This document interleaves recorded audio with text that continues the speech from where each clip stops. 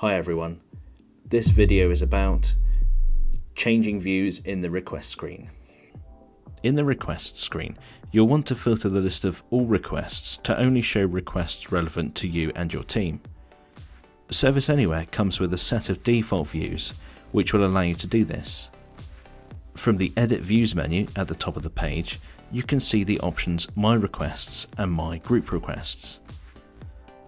Selecting My Requests will filter the list to show you calls that have been assigned to you, and selecting My Group Requests will show you all unassigned calls in groups you're a member of.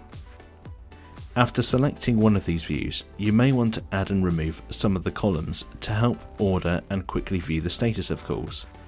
We recommend removing the chat status column, as the chat feature isn't enabled in our environment. To do this, click on the Columns button at the top of the request list. Hover over chat status and click the X next to the name. Click away from the list of columns and you'll see the chat status column has now disappeared.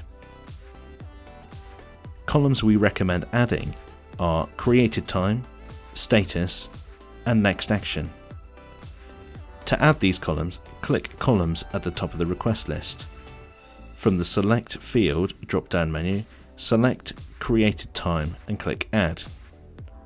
Do the same again for Status and Next Action. When clicking away from the list of columns, you'll see the newly added columns appear. If you want to save the newly added columns as part of this view, then click on the Edit Views button at the top of the page and select Save View. If you want to view all calls assigned to groups you're a member of, including those assigned to colleagues, then you'll need to set up some custom filters. Start by opening the Edit Views menu and selecting All. This will clear all filters. Next, click on the filter icon at the top of the page and select Assigned to Group. In the Assigned to Group field, search for the name of your team. Once selected, click away from the list and the list of requests will update.